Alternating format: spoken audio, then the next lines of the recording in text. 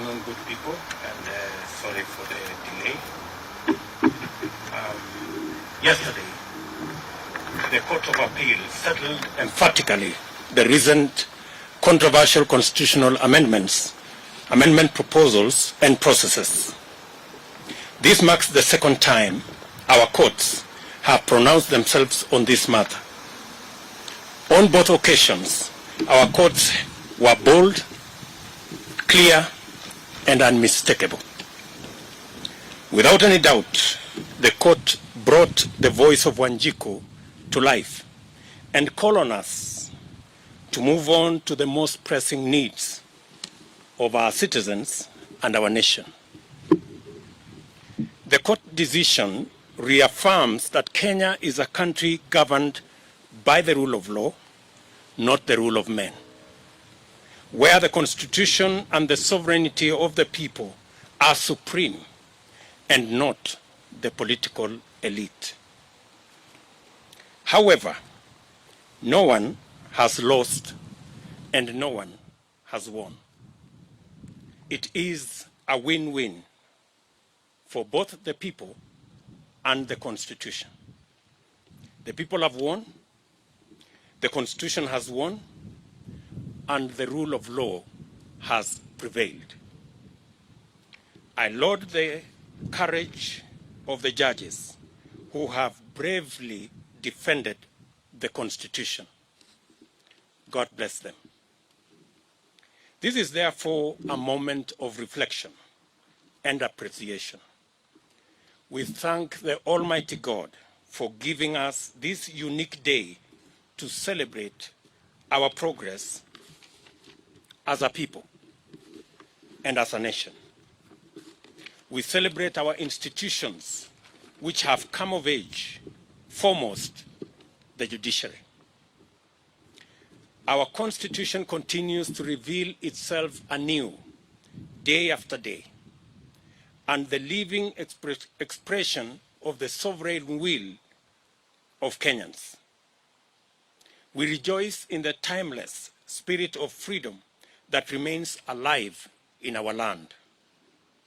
We delight most thankfully in the vigilance and the civic engagement that pervades our country and the commitment by Kenyans of all walks of life to rise and defend their liberty. We may now live our lives and build our nation with the confidence that the brave patriots of our judiciary stand ready, capable, and courageous to secure the promise of our national anthem that justice be our shield and defender. In this spirit, it is time for us, especially the political class, to set down our battle standards and shed our partisan armor and unite in actualizing the aspirations of ordinary citizens. It is time for us to join hands and pursue the priorities of Wananchi with the same urgency, vigor that has been dedicated to the BBI. We must make up for all the time lost, resources spent, and opportunities foregone in the knowledge that time is of the essence. For truly, it is never too late to do the right thing. I therefore plead with all leaders to harness the spirit of bipartisanship and direct our minds and energy towards efforts that positively affect the well-being of all our citizens. I strongly urge that our starting point in this endeavor is to apply our best collective efforts, mobilize and commit adequate resources towards the decisive management of the COVID-19 crisis in order to free up the country, return our people to work, and restore our economy to its full flight. We must agree that rolling out a vaccination program to cover the entire nation is imperative if our nation is to have any hope of recovering lost time and catching up with a world that is quickly recapturing its rhythm. Nothing can stop us from achieving full success if we are all united in purpose and pursue this goal with the resolute momentum, energy, and resources previously earmarked for constitutional change.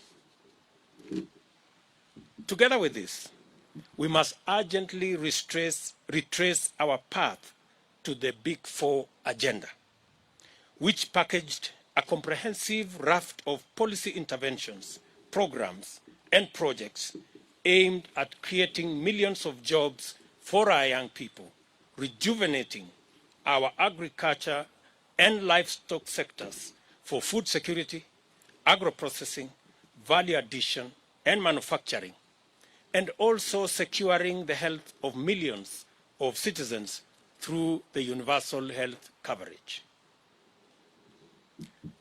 I have held extensive discussions with legislators, and we have agreed to fast-track the long-delayed amendments to the NHIF Act in order to unlock the dream of achieving our universal health coverage that was part of our Big Four plan. We have also agreed on a similar initiative to reintroduce amendments to the Housing Act to establish the framework for the actualization of the housing fund that is a prerequisite for unlocking the housing program envisaged under the Big Four plan. This will set the stage for the achievement of the housing pillar of the Big Four agenda.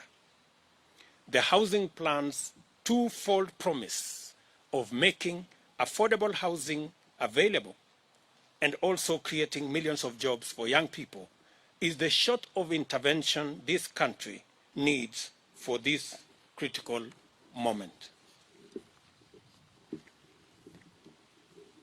We should work with Parliament in its full bipartisan strength to create the legislative framework required to facilitate mobilization of resources necessary to radically transform agricultural production and productivity.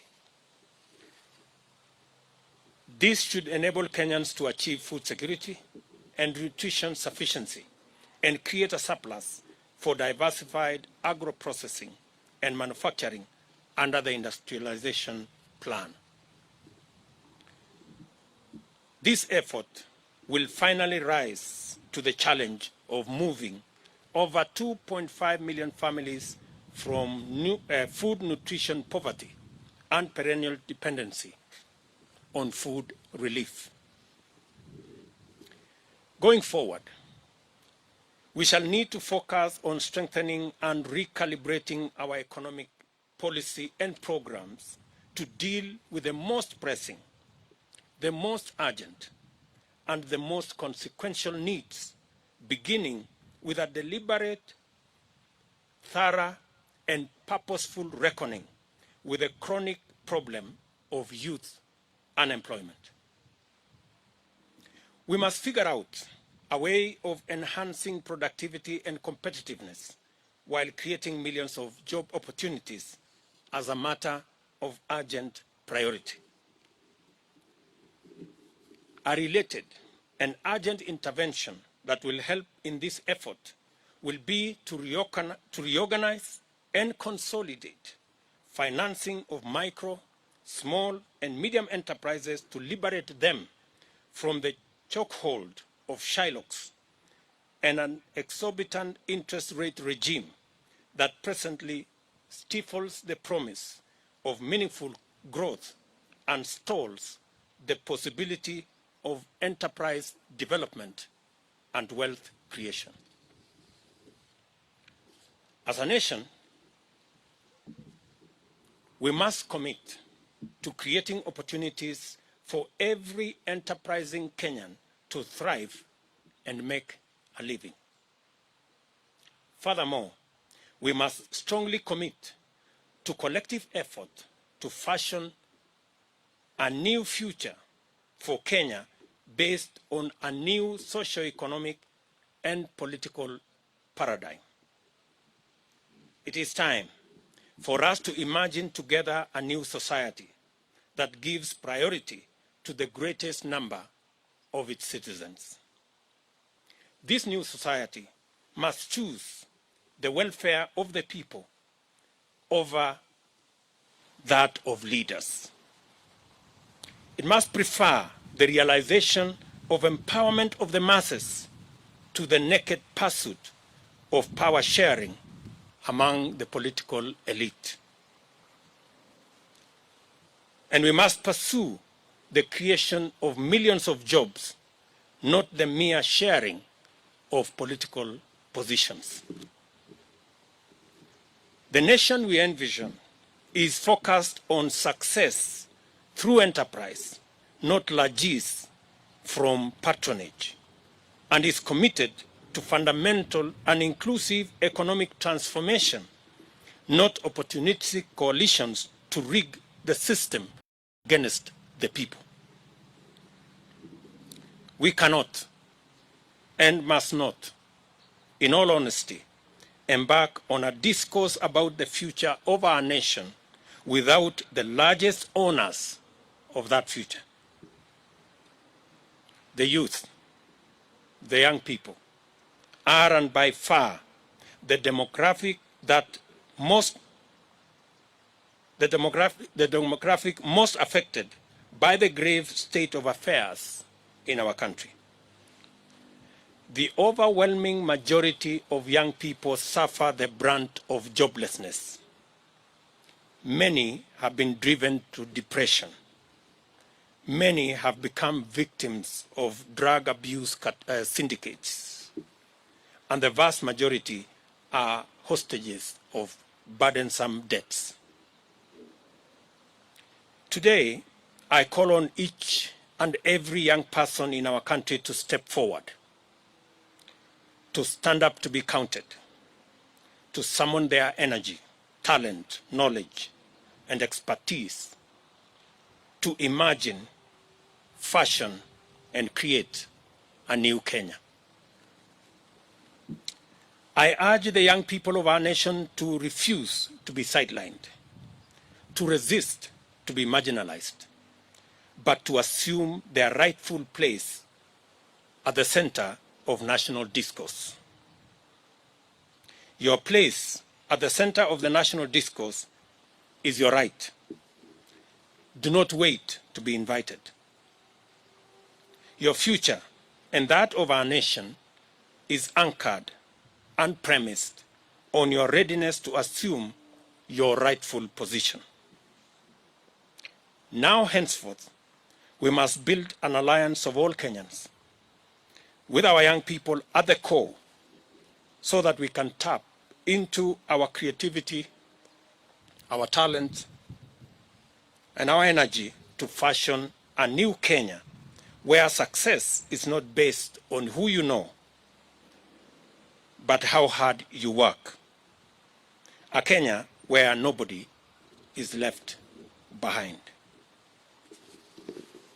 As leaders, we must consolidate the beauty of our dreams by believing in the promise of our young people. We must deliberately, purposefully, and meaningfully turn to and keep our focus on listening to the youth and ceding ever greater space for them to express themselves and actualize their aspirations. The issues affecting our young people must be our most important priorities, and they must be at the core of all future-oriented policies and actions. United as brothers and sisters in this great task, with the Almighty God going ahead of us, let us build this, our nation, together. Thank you very much.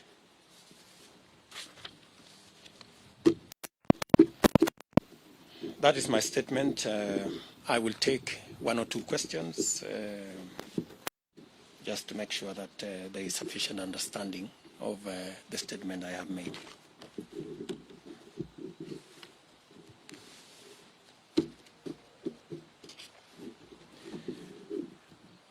Do we have any questions, or the statement had sufficient clarity? Thank you very much, good people. Have a good weekend. Asanteni sana.